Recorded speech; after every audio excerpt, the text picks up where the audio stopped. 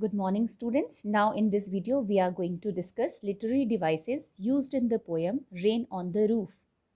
Students, I would like to remind you that the explanation of the poem has already been done. So I suggest you to go through the explanation of the poem Rain on the Roof once again. So let's discuss the literary devices used in the poem by the poet Court Skinney. We will go stanza by stanza. In stanza 1, first we will see the rhyming scheme. Rhyme scheme is A, B, C, B, D, E, F, E. You can notice them in the end of the lines written with red color. Now what does it mean? Let's see. Line 1 is A, hover. Line 2 is B, spheres. Line 3 is C, darkness. And then line 4 is again B, tears. Because line 2, spheres and tears are rhyming. Again, line 5 is pillow, is D. Line 6, bed, is E. Line 7, patter, is F. And then again, line 8 is overhead, is E. Because overhead is rhyming with bed. So whichever words are rhyming each other, we get them the same alphabet.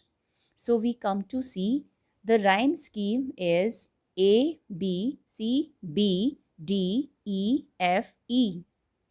The next very prominent literary device used in this poem is alliteration.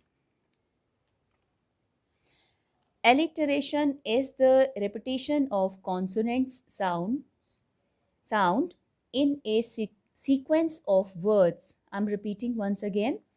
Alliteration is the repetition of consonant sound in a sequence of words. Let's see the example of alliteration over here. First of all, line 1, humid, hover. You can notice these words in the first line marked in red color, humid, hover. Her sound is repeated in these two words. Next line is 2, starry spheres. Second line, sir sound is repeating here. Next in line 5, press pillow. Per sound is repeating. Again in line 7, lie listening. L sound is repeated. So all these are the examples of alliteration in the stanza. One another poetic device is used in the poem is onomatopoeia. Onomatopoeia is the use of sound words. Here, the patter is the use of sound. Sound word. The sound made by the raindrops which fall on the roof, and this is the example of onomatopoeia. You can notice in line last second line 1 2 3 4 5 6 7. In 7 line you can notice the word patter, that is a sound word, an example of alliteration. Patter, that is mentioned in pink color. This is the example of onomatopoeia. There is another important poetic device used in the poem is personification. Personification is giving a human-like quality to a noun living thing. See the line 3 and 4. Melancholy darkness, that is mentioned with yellow color. Gently weeps in rain tears. Now, weeping is an action by human beings. But here, who is weeping? the melancholy darkness. So, darkness has been personified. The poet says that darkness weeps in rainy tears. So, darkness is personified over here. There is another device used in the poem, that is transferred epithet. In transferred epithet, we use an adjective with a noun, but that adjective doesn't refer to that noun. It refers to any other noun. For instance, melancholy darkness. Here, the adjective melancholy is applied with darkness, but actually, we don't say that darkness is melancholy. In fact, they are the gloomy or unhappy people who become sad during the darkness of the night.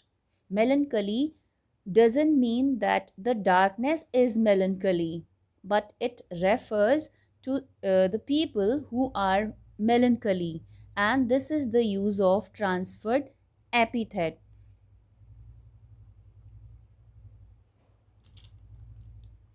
Now again for second stanza, we first see rhyme scheme.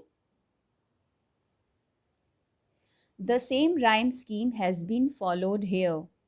A, B, C, B, D, E, F, E. Let's see the words. Shingles, heart, fancies, start. So heart and start are rhyming. That's why I have used B in two lines, in second line. Next, recollections, woof, petter, roof. Again, woof and roof are rhyming. So again, I have repeated E over here. So the rhyming scheme is A, B, C, B, D, E, F, E for this stanza. There is again an example of alliteration in the stanza. Let's see busy being. You can notice easily busy being mentioned in red color. Here b sound is repeated. Next line, their threads, the sound is repeated. And then in last line, rain, roof, r sound is repeated. So all these are the instances of the alliteration.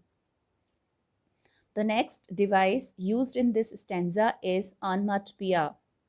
Let's see the sound words that have been used in the stanza. First of all, tinkle. In the beginning of the stanza, in the very first line, the word tinkle is a sound word, and patter in seventh line of the second stanza is the sound word, and this is onomatopoeia. There is again the use of personification in the stanza, fifth and sixth line. And 1,000 recollections weave their air threads into woof. You can notice in blue color, and 1,000 recollections weave their air threads into woof. So this is the example of personification.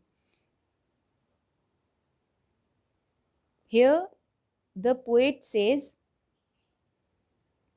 1,000 recollections means memories of the past. So when the poet says thousands recollections weave their air threads into woof, it seems as if they are weaving something, as we weave clothes on the loom. And so memories, that is recollections, have been personified. Okay, the action that they are doing is usually done by human being. What kind of action? Weaving. Then there is again the usage of transferred epithet. When the poet says dreamy fancies, line third, mentioned in yellow color, Now, fancies are not actually dreamy. In fact, people are dreamy. Those who dream such dreams. So, the adjective dreamy doesn't refer to the fancies, but it refers to the people who are dreamy. Okay. Now, let's proceed the next stanza. Now, let's proceed to the next stanza. We will go through the rhyme scheme. So same rhyme scheme has been followed here, that is A, B, C, B, D, E, F, E. Let's see the words mother, agone, dreamers, dawn.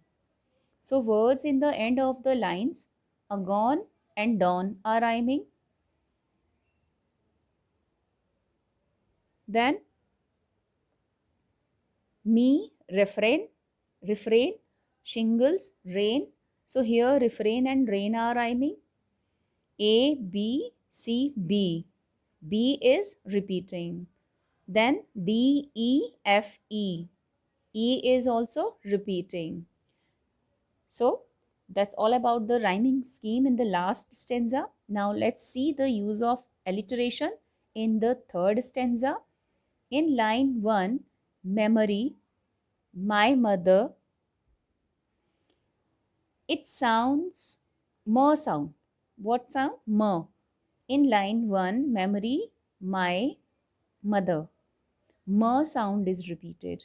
Next line, darling, dreamers, here.